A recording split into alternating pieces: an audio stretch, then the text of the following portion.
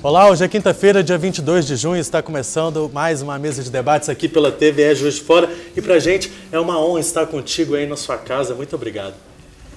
Nosso programa de hoje a gente discute sobre o atual cenário político brasileiro que enfrenta um momento difícil de corrupção e descrença popular. A gente conversa também sobre o movimento de Diretas Já. Você de casa pode participar do nosso programa com a gente de um jeito muito simples. É só mandar a sua mensagem para o nosso WhatsApp. O número você já conhece, é o 988924905.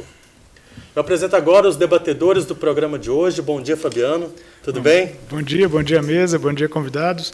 Ontem, na hora que eu recebi a pauta, eu falei, meu Deus do céu, onde estão me jogando? Eu preparei um monte de perguntas de arquitetura para não ficar muito deslocado, mas eu imagino que realmente é um tema assim, de muito interesse de todos, né, porque a gente vive na polis, na cidade, e são dois representantes, três, né, bem entendedores disso. Eu acho que vai ser muito rico o debate de hoje. Com certeza. Então, você fica aí com a gente, por favor. O nosso outro debatedor de hoje, Steca, bom dia. Bom dia, Caio. Bom dia, amigos da mesa. Hoje é um dia que eu pretendo ficar mais calado do que falar. Aprendendo, né? Aprendendo mais aqui, porque nós só temos, né, os grandes da política, do entendimento da política nacional. Mas é um prazer estar com vocês, povo de Juiz de Fora, toda quinta-feira. Nós estamos aqui trazendo para vocês boas informações. Bom dia a todos. Como convidados do nosso programa de hoje, o Steca já adiantou aqui, só grandes nomes, né? Nós recebemos a deputada federal Margarida Salomão. Bom dia. Bom dia, Caio. Um prazer muito grande estar aqui mais uma vez. Esse é um debate, é um lugar privilegiado da comunicação na nossa cidade, porque em poucos lugares você tem a oportunidade de conversar diretamente com você que está aí na sua casa sobre assuntos tão importantes como aqueles que nós vamos debater hoje. Para a gente é sempre um prazer receber a senhora. Muito obrigada, Caio. Nós recebemos também o deputado federal, Júlio Delgado. Bom dia. Bom dia, Caio. Um prazer estar falando com o Fabiano, com o Steca, estar com a Margarida aqui, que já encontramos essa semana curta lá em Brasília, mas nós estivemos lá, e principalmente com o nosso professor Orlando. É um prazer vir participar desse debate e trazer, né, junto com a Margarida e com os debatedores, aquilo que nós estamos vivendo nesse momento político difícil que o Brasil atravessa. Muito obrigado pela sua presença. E a gente recebe também o cientista político Orlando Lira de Carvalho. Bom dia. Bom dia, muito prazer em estar aqui. É uma honra estar com os líderes representantes da nossa cidade e eu espero que seja fértil e acalorado o nosso debate. Para quem acompanha a mesa de debates, conhece o senhor, né, de longa data. O senhor está no céu, mas aqui eu não sou o grande, eu estou aqui atento para as informações de campo que nós vamos obter aqui através dos nossos representantes. Muito obrigado. Depois de mais de 30 anos da primeira campanha de Diretas Já, onde o país se unia pelo fim do regime militar e para retomar a democracia nacional, parte dos brasileiros volta às ruas. O intuito é quase o mesmo, mas o cenário político e as condições naturais são bem diferentes. A crise política que já vem se arrastando ganhou novas proporções após a delação do empresário da JBS, Joesley Batista. Eu queria perguntar, para a gente começar a nossa discussão de hoje, para a Margarida e para o Júlio, que vocês estão lá submersos em todo esse cenário. Eu espero que eu não fique só submerso, mas que eu consiga nadar. Todos nós estamos. Como que Brasília recebeu essa delação? Qual que foi o impacto dela lá? Olha, o dia em que nós tivemos essa notícia, que foi através de um vazamento do Jornal Nacional, no próprio portal do Globo, e os deputados e senadores leram aquela notícia, a sessão acabou. O Júlio estava lá também. Vários de nós, inclusive, passamos a instar ao presidente, ao Rodrigo Maia, que encerrasse a sessão, porque não havia mais clima para que as coisas acontecessem. E o que nós temos desde então, em Brasília, é uma situação de profunda perplexidade e insegurança. Então, o Júlio mencionou que tivemos uma semana curta. Nós temos, na verdade, há umas 4 semanas vivendo não sessões.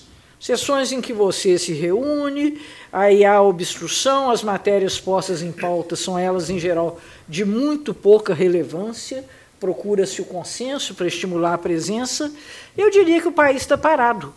E é por isso, inclusive, que esse movimento que você mencionou, Eu estive no Congresso da UNE, participando de uma mesa de debates na UNE na última quinta-feira, e lá, que é um dos lugares em que você tem uma medida, né, do clima político do país, a UNE historicamente tem estado à frente das grandes lutas populares, um clamor para que o país repactue, e eu acho que essa repactuação passa pelo voto na urna. Nós estamos, muitos de nós, propondo uma emenda constitucional que antecipe as eleições. Não só a eleição para presidente da República, antecipe as eleições para a Câmara e para o Senado. Isso, sem, é claro, isso não tem uma repercussão nos estados, porque aí a situação é outra. Mas, do ponto de vista dos poderes constituídos no nível federal, a crise é de tal ordem, até porque as pessoas que também integram o legislativo, muitas delas foram postas sob investigação, estão vivendo um processo muito conturbado. Nós achamos que, para pacificar, essa não é uma medida suficiente ou satisfatória para a reconstrução da democracia brasileira. Mas, para esse processo de repactuação, nós estamos apoiando as diretas já. Deputada, mas para que hajam esse projeto, essa coisa, nós temos que ter uma vacância. O que vai acontecer daqui para frente? O presidente vai ser lá cassado, haverá um impeachment, ele será afastado, ele renunciará. O que pode acontecer? Ou não acontecerá nada, porque lá nós sabemos que existe uns acordos de cavalheiro nos bastidores, porque todos estão comprometidos, então, melhor, ou nos completamos a todos ou chamamos a polícia. Meu querido amigo, eu acho que esses acordos estão, nesse momento, muito esgarçados. Essa semana aconteceram várias coisas que mostram o quanto está esfrangalhada a base do governo. Por exemplo, a reforma trabalhista foi derrotada no Senado. Ela foi derrotada no Senado com a ausência dos senadores do PMDB, que foram instados a não comparecer. Você sabe que a oposição só ganha se o governo não vai, ou se a base não comparece, ou há uma insurreição da base. A insurreição, nesse caso, se deu pela ausência. No caso do PSDB, também ausentaram-se. E o único do PSDB que estava lá, aliás, um dos três, né, tinha três do PSDB, votou contra a reforma trabalhista. Então, esse é um elemento interessante. Na CCJ, da qual o Júlio faz parte, ele pode falar melhor sobre isso, nós conseguimos ler a emenda constitucional do deputado Miro Teixeira, sim, que permite a convocação das eleições diretas. Então, há um esfrangalhamento muito grande da base política. O presidente em exercício, o presidente Temer, que eu particularmente considero um presidente ilegítimo, ele, além do mais, agora está sob graves acusações.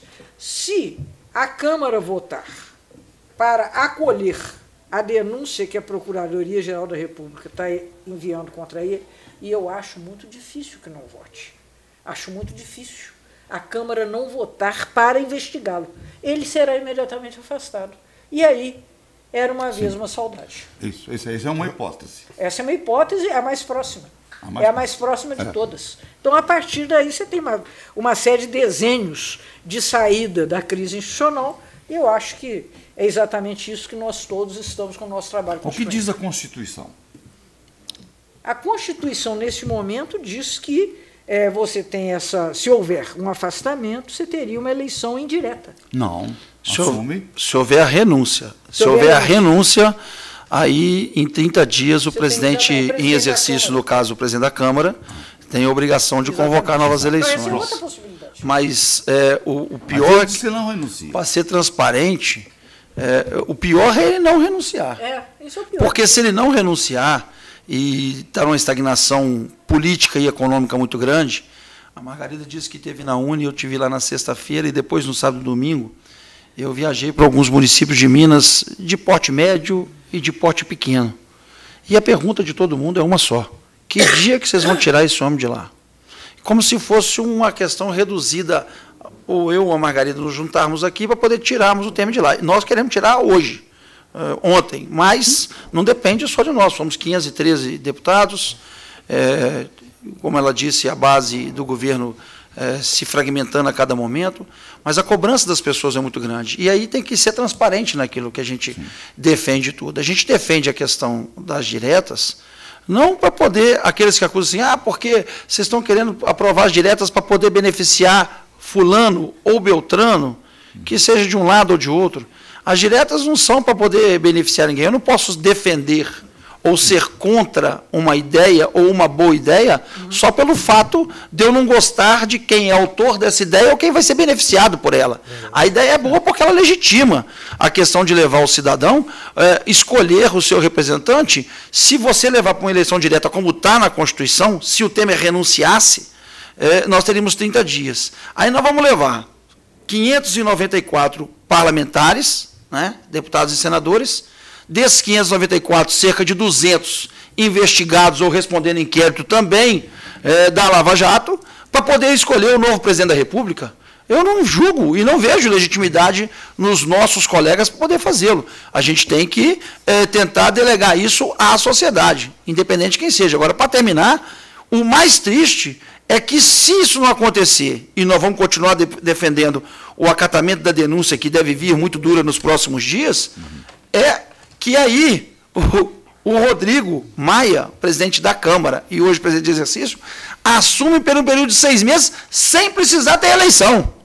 Isso é que é mais perigoso. Quer dizer, é o que determina a Constituição. Ele assume, no caso, o impeachment que sofreu a Dilma, era um julgamento político. A denúncia é um julgamento judicial, jurídico, em que, no caso, o presidente Temer não pode estar acima do bem e do mal, ou de qualquer cidadão, para responder criminalmente pelos atos praticados. E o acatamento da denúncia passa a ser um dever nosso, independente também de quem vai ser beneficiado, porque a única coisa que nós vamos autorizar é que ele possa ser processado pelo Supremo Tribunal Federal, que é o órgão que julga quem tem foro. No caso, ele deve ser processado, e aí, aqueles que votarão pelo acatamento da denúncia, que primeiro passa pela CCJ, Comissão de Constituição e Justiça, independente do parecer da Comissão de Constituição e Justiça, todos os deputados votarão, então vão botar o dedinho e vai ter chamadinha nominal, igual teve no impeachment, vão ter lá se quer que a denúncia dê prosseguimento e seja julgada pelo Supremo, ou se quer arquivar um pedido de denúncia como quem cometeu um crime, e aí, automaticamente, aqueles que votarão pelo não acatamento da denúncia vão estar sendo coniventes com os atos praticados pelo senhor Michel Temer. Verdade. Bom, a gente agora vai para o primeiro intervalo do nosso programa de hoje. Já voltamos com a mesa de debates.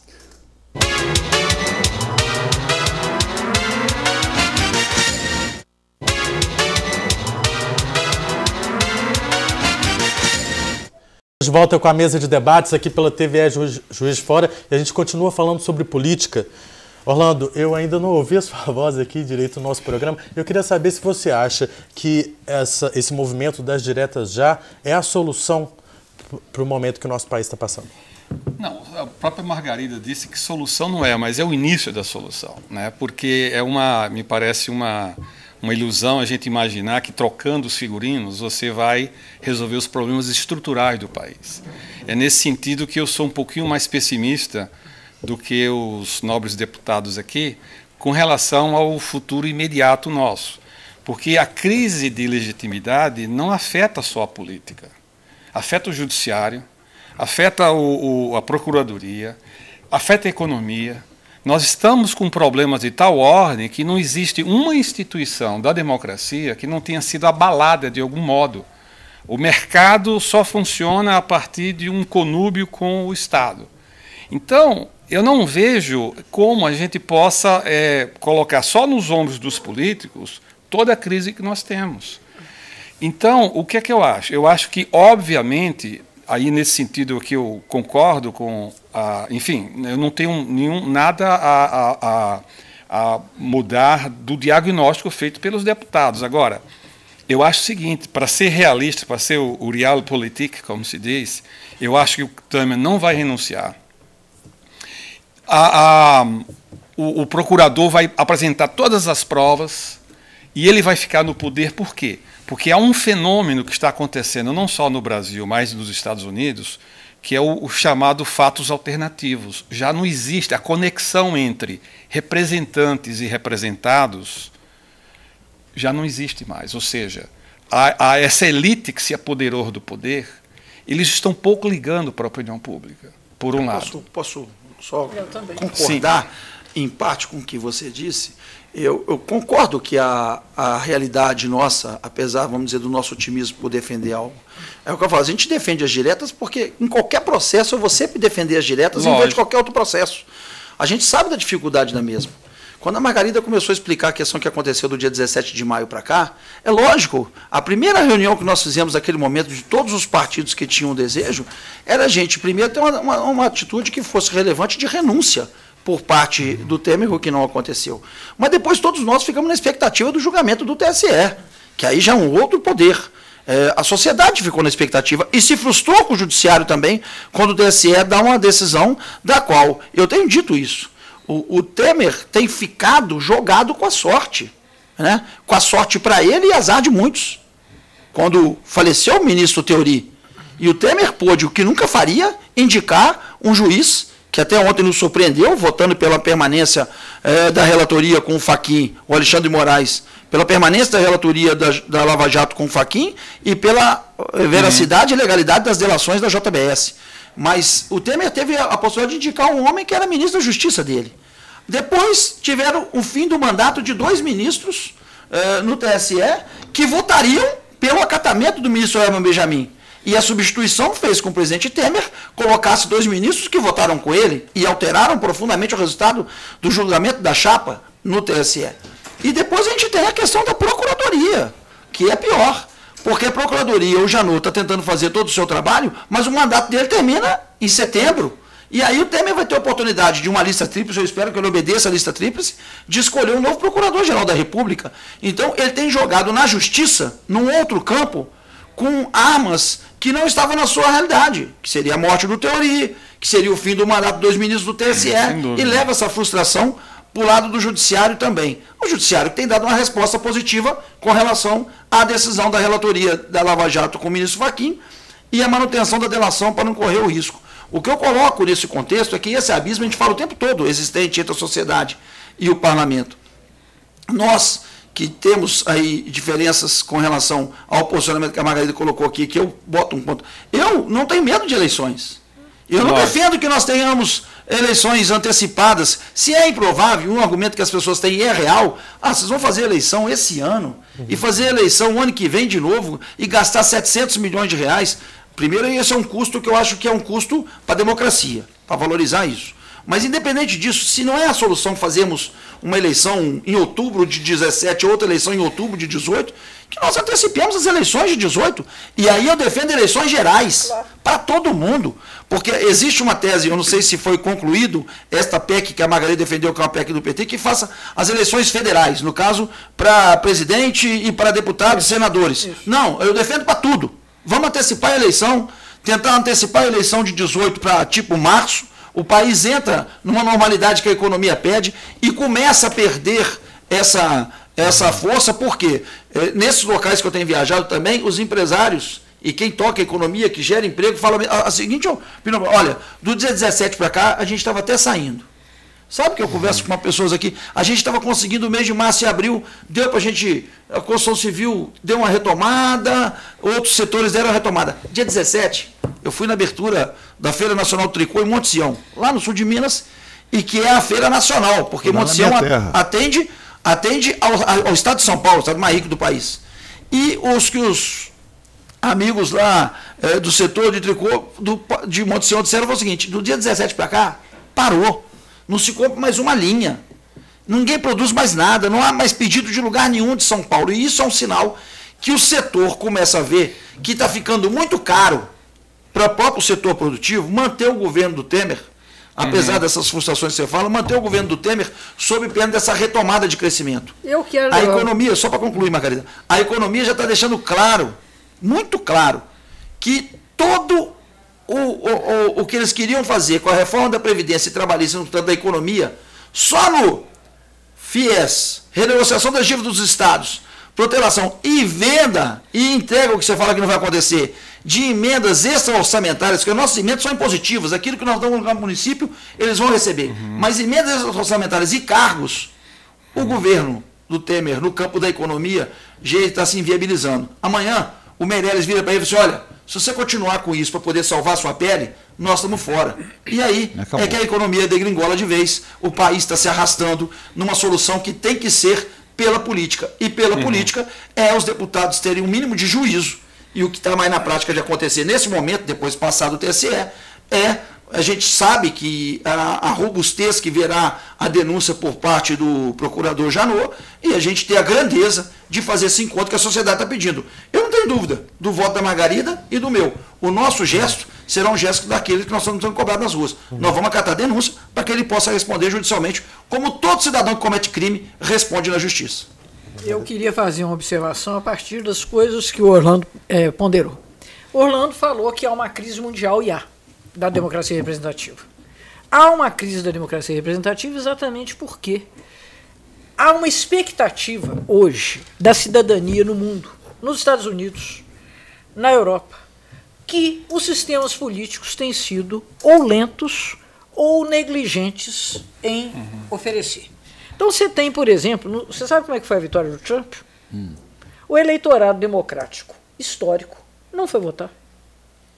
Sim. Esse é, na verdade, o que aconteceu. Não é que houve um deslocamento do voto. Não, até ele perdeu o voto popular. Então, o que aconteceu foi isso. O voto do meio-oeste, do proletariado industrial americano, essa gente que, historicamente, Chicago, Illinois, aquele pessoal que vota considerando-se desrepresentados pela Hillary e pela proposta dos democratas e pela política do Obama, que não enfrentou a crise de 2008, não enfrentou. Então, o que aconteceu? Essa gente abandonou o eleitorado da centro-esquerda.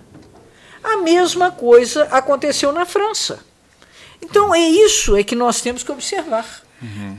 Entretanto, veja o que aconteceu na Inglaterra. Estou falando com o Orlando é doutor em ciências políticas, então você tem que honrar aqui a presença dele. Vamos discutir, não só aqui o nosso arroz com feijão, mas o quadro todo. Na Inglaterra, a atual primeiro-ministro praticamente perdeu, aliás, perdeu a maioria do parlamento frente a um governo, a uma candidatura trabalhista, a uma campanha trabalhista mais incisiva. Então você sabe o que de fato a população quer? Ela quer propostas com clareza. Ela quer propostas que tenham incidência na sua vida. O Júlio mencionou, ele tem feito reuniões nos pequenos municípios, etc. Eu quero dizer a você, Júlio, que há um clamor por encerrar esse desgoverno ou não governo que a situação que nós estamos vivendo. Mas a grande energia das pessoas, sabe, você vai fazer uma manifestação aqui de fora, eu tenho participado de várias. Sabe quando é que a pessoa vai mesmo para a rua? Para lutar contra o risco à sua aposentadoria. É a proteção aos direitos individuais. As pessoas querem diretas para não perder direitos. E essa que, na verdade, é hoje a força motriz da política. E existe, isso é uma expressão de Marx, que foi popularizada por Lenin, que é a idiotia parlamentar. Há pessoas que estão no parlamento e elas, de repente, se tornam sequestradas pela lógica interna e esquecem do que as ruas desejam. Então, eu acho que nós temos um desafio diante de nós, Orlando. Nós não vamos resolver a falta de democracia do Brasil exclusivamente com eleições diretas. Mas, certamente, nós nem afloraremos essa questão se nós não tivermos o voto na urna. Bom, a gente agora vai para mais um rápido intervalo e já voltamos com a mesa de debates aqui pela TVE Juiz de Fora.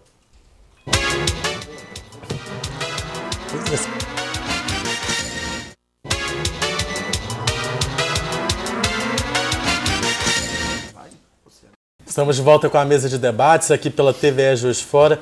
Fabiano, você poderia então participar aqui com a gente, um pouquinho pelo menos? Isso, eu pedi só um pouquinho para falar. Eu tenho uma anedota que é meio representativa para essa questão toda. Eu queria fazer essa pergunta até para o cientista político aqui.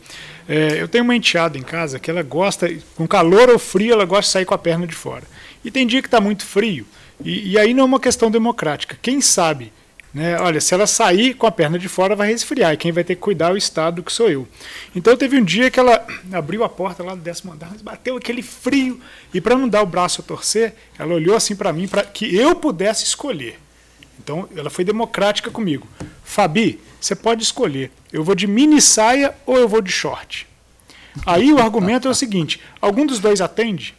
Não, qualquer um dos dois ela vai passar frio e vai resfriar. Mas eu tenho poder de escolha nisso. E aí, em cima de uma fala que foi colocada aqui, se a eleição é indireta, tem 200 deputados lá que tem teto de vidro. Né? Então, como que eles vão representar o povo? Tá, mas se for direta, honestamente, quem que vai estar disponível para o povo votar? O sistema ele continua o mesmo. Isso não gera um descrédito?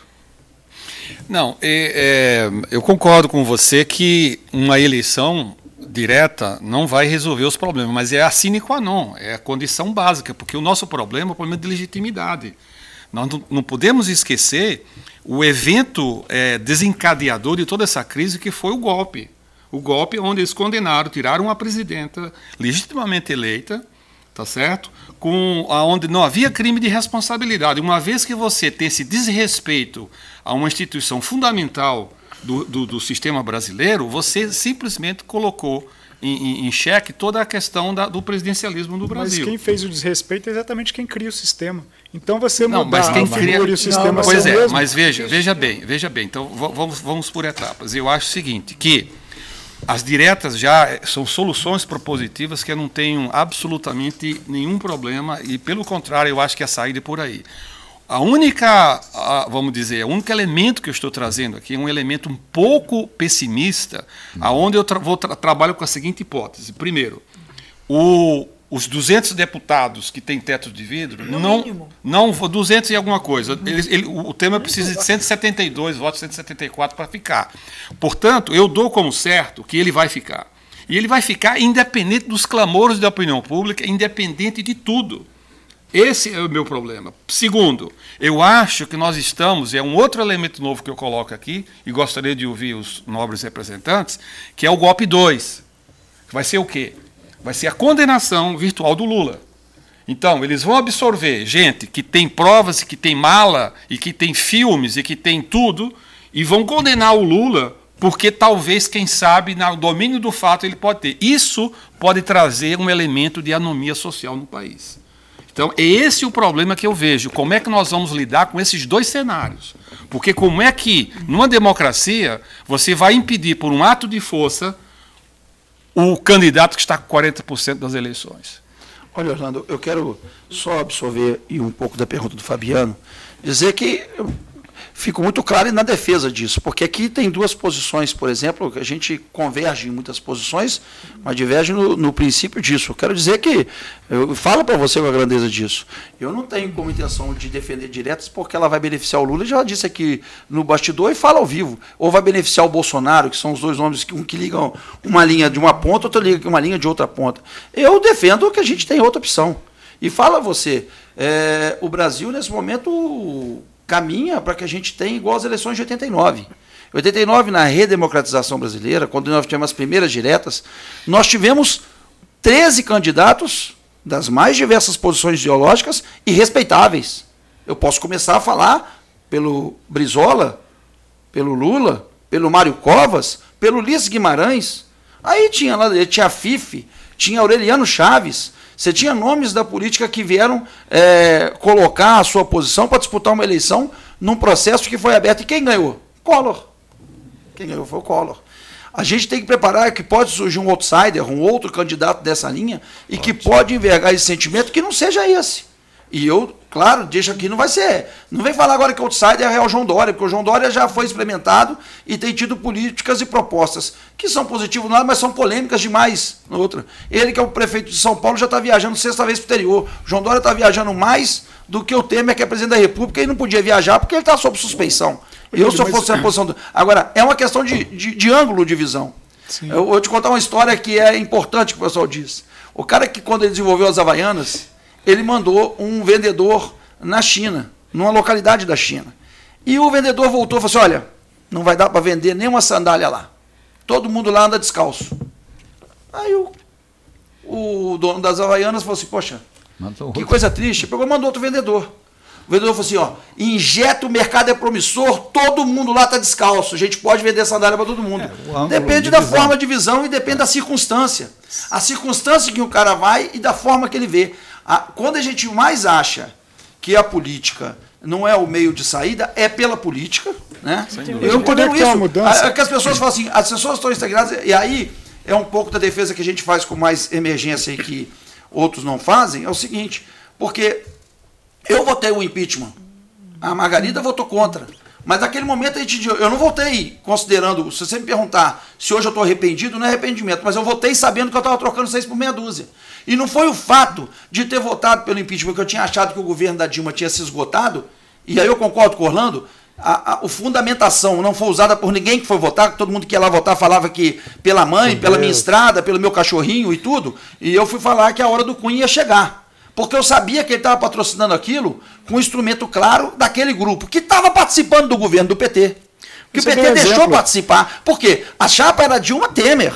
Eu não votei na Dilma nem no Temer. Eu estou tentando obedecer a ordem aqui do... Só concluir, porque eu sei que eu estava provocando a Margarida. Mas ao dizer que quando a gente tirou a Dilma, era uma capacidade do Brasil se reerguer num momento em que poderia fazer um governo de união nacional, que eu sabia que o Temer, cercado por quem está, não faria. Então, mas dá espaço para short ou saia, ou 6 por meia dúzia. Você deu um exemplo muito icônico, que é o Collor. O Collor foi tirado, clamor popular, pegaram o cara roubando, foi eleito de novo. O nosso sistema, ele permite, de alguma forma, que o povo, a gente acha que está votando, mas está votando com base em quê? Só para concluir, a Maria quer falar, não seria hoje. Porque quando o Collor voltou, a gente não tinha a questão da punição dos 18 anos, não tinha o ficha limpa, que proíbe a candidatura de quem cometeu atos no instância de segundo grau. Brechas. Quer dizer, não houve condições que hoje a gente tem de represália da candidatura desses que não devem mais ter o direito de disputar o voto popular. Né? Eu quero colocar uma outra questão para o Fabiano. Existe um pressuposto para qualquer democracia, pelo menos as democracias modernas, que é a soberania do voto popular.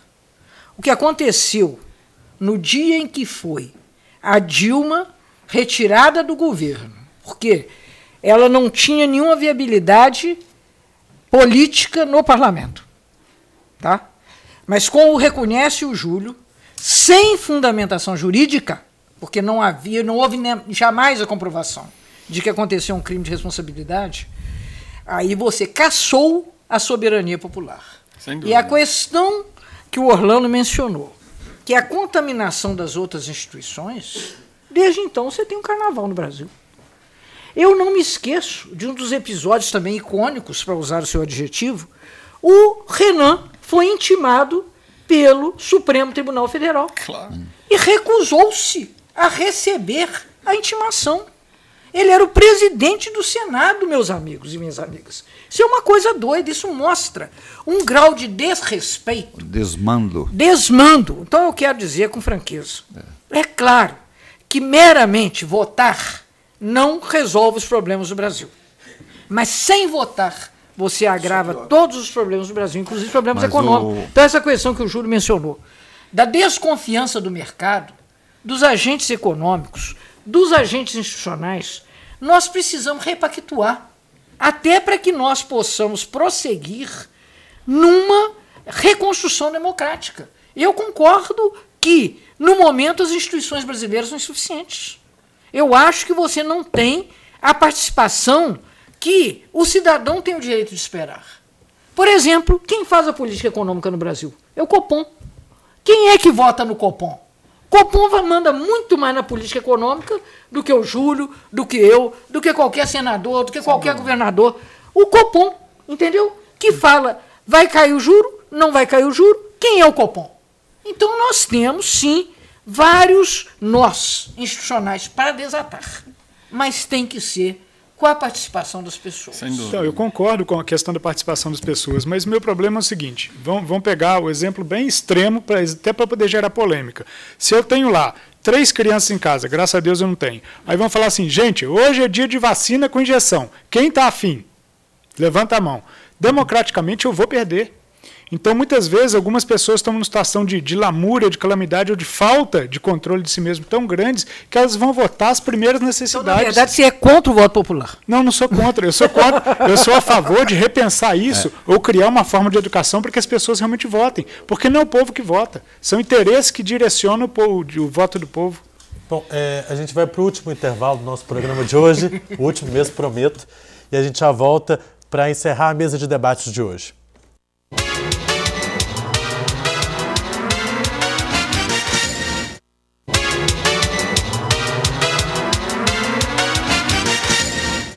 Estamos de volta com a mesa de debates aqui pela TVE Juiz de Fora. Eu gostaria de saber qual que é a perspectiva do futuro agora. Uma pergunta difícil, né? Deixa eu abordar para ele responder. O Rodrigo Janot, ele insiste na inconstitucionalidade da reforma, da mudança no Código Eleitoral. Ele manda muito. E aí? Na mudança? Qual mudança? Das eleições diretas? Direto. Não, nunca ouvi também. Eu também não vi manifestação dele. Eu já vi. Mas, de todo modo, nós temos a prerrogativa de mudar a Constituição. Tá certo? Então a Constituição é assim. Se você pode mudar a Constituição para isso tem que ser para caçar o direito à aposentadoria, é claro que eu posso mudar a Constituição para antecipar as eleições. Sim.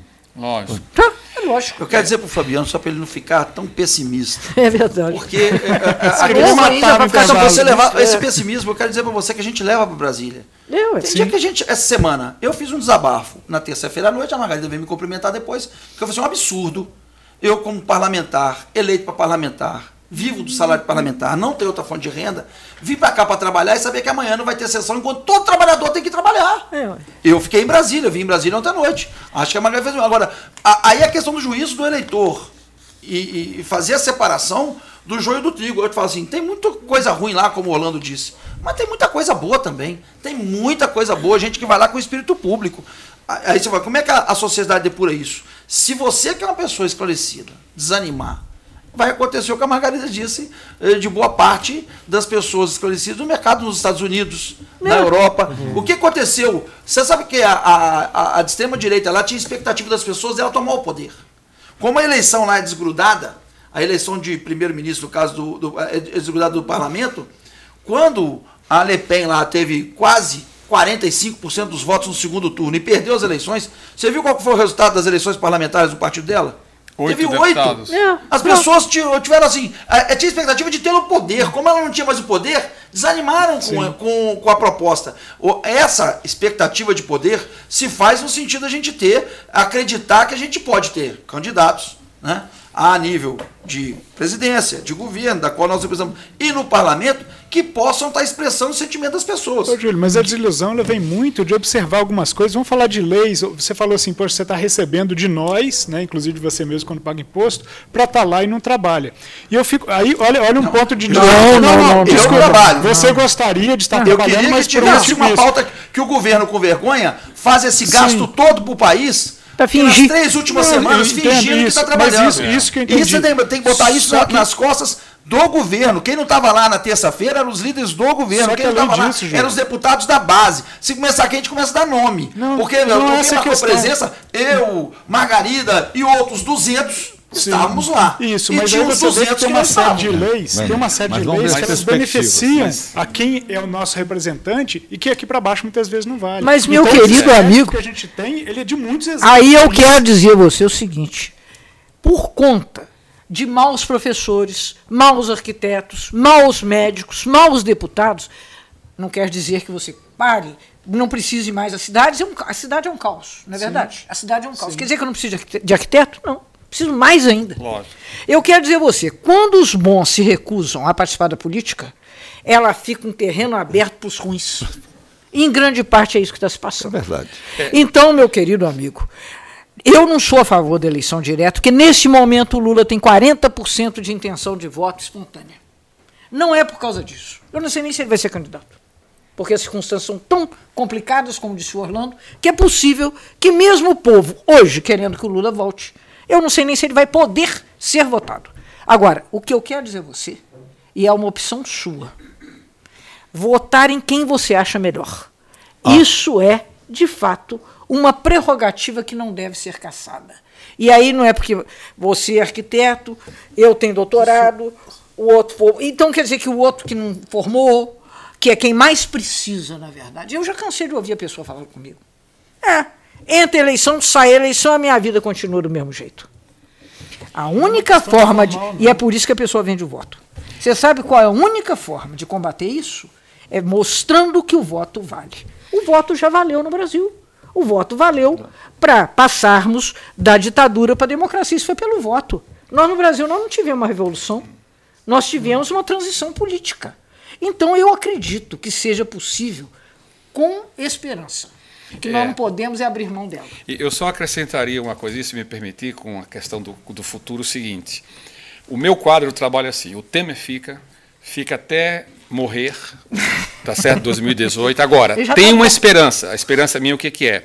Esse projeto, cujo relator, Vicente Cândido, de reforma política, onde vai introduzir o voto de lista, não, isso não tem a menor chance. E o voto de lista, eu acho, e a questão do financiamento público. Não, isso sim. Essas duas coisas... Tem que ter limite também, Rolando, só para concluir. Tem que ter limite. A Margarida, eu falo na frente dela, porque eu já falei com ela, sabe disso.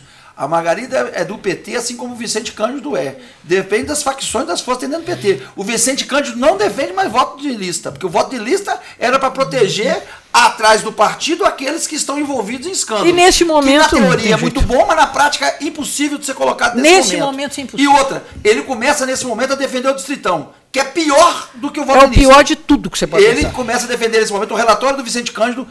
Desculpe aqui, a presidenta Margarida, eu sei que ela tem embate interno lá dentro do PT e eu tenho externo. O relatório do Vicente Cândido é péssimo. Mas ele não vai colocar. Atrasa. O melhor relatório que tem lá, por incrível que pareça, é a PEC que vem para acabar com coligação proporcional, com financiamento. Mas isso está no projeto dele também. Não, ele não coloca. E a questão da cláusula de desempenho partidário.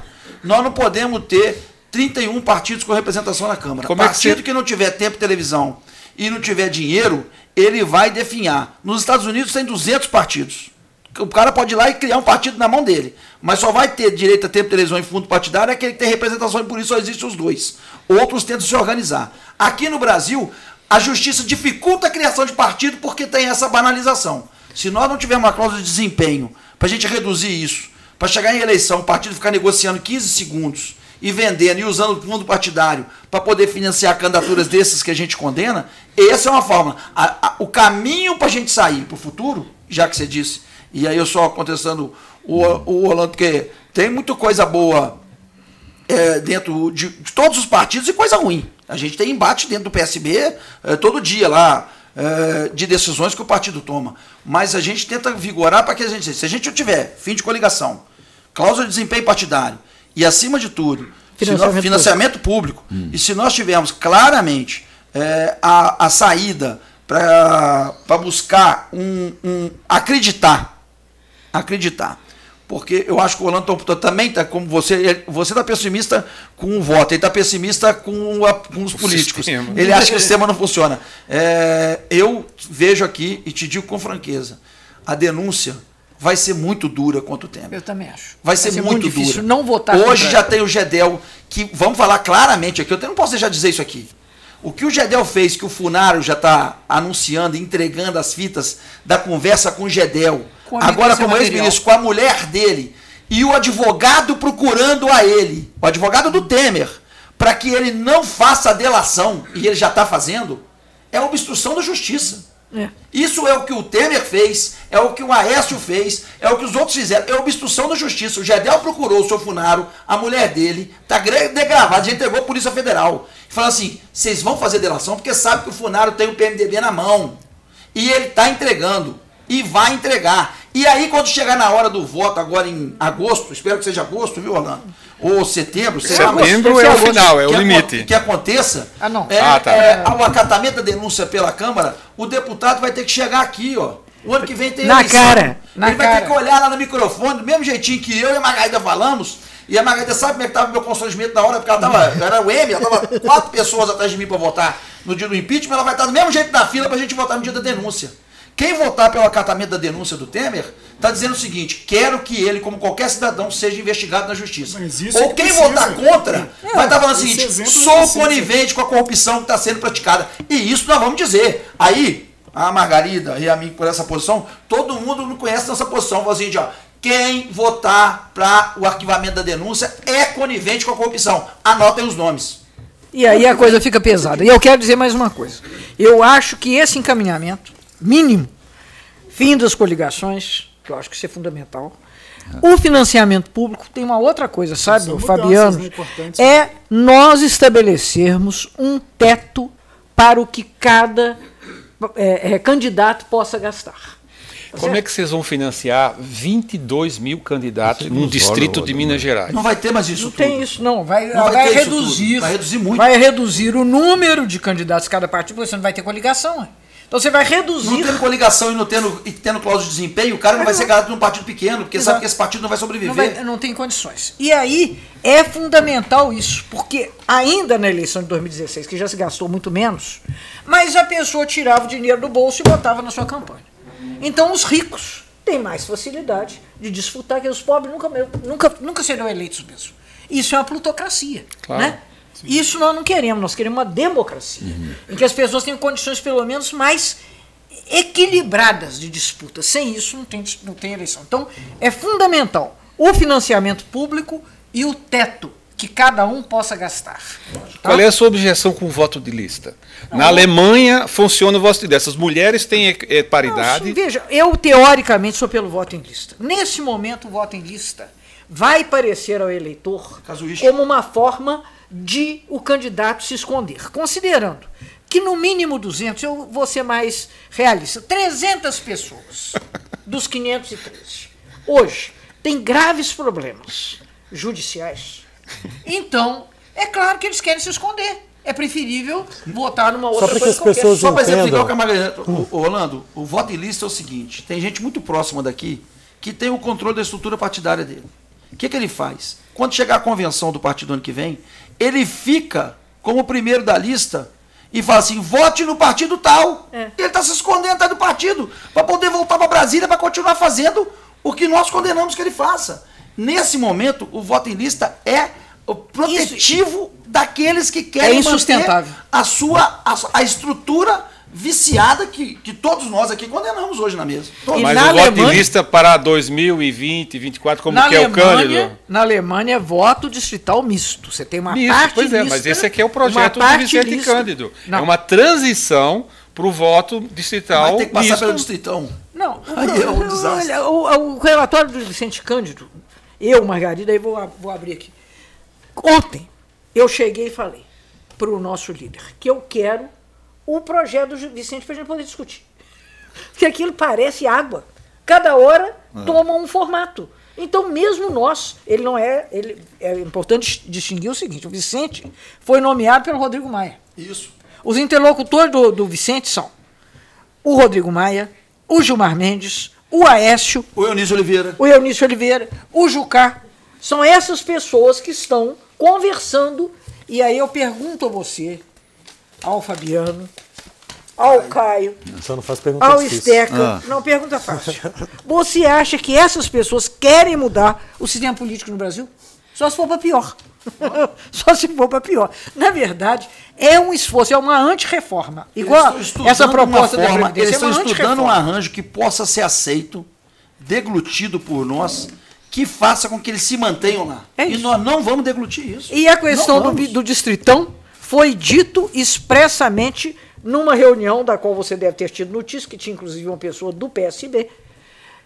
Eles acham que pelo distritão mantém-se 80% dos atuais Que é esse deputados. É isso. Os mais votados. Aí você pega Aí uma nós lista deixamos dos de ter mais 31 votados. partidos, vamos ter 513 partidos. Porque na hora que eu for eleito pela lista e deixo de ser eleito pelo partido, eu vou ser líder eu mesmo, eu sou deputado eu mesmo, nós vamos ter 513 partidos. A Margarida vai ser, eu, Margarida, oriento o meu voto sim. E eu vou ter que chegar e dizer, eu oriento o meu voto não. Nós Porque teremos inveja o voto do distritão- Wellington Prado. E aí cria uma incoerência de Que todo orientação. tamanho. A passagem é o seguinte, nós temos 513 deputados. Em Minas são 53. Você imagina.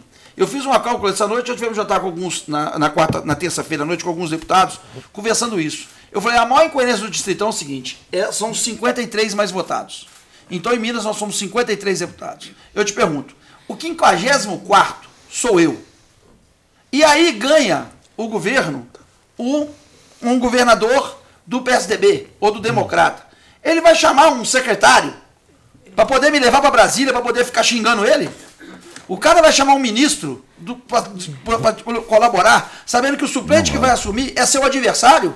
do PT com o É PSDB. inviável politicamente. Bom, É inviável. infelizmente, nosso programa chega ao fim.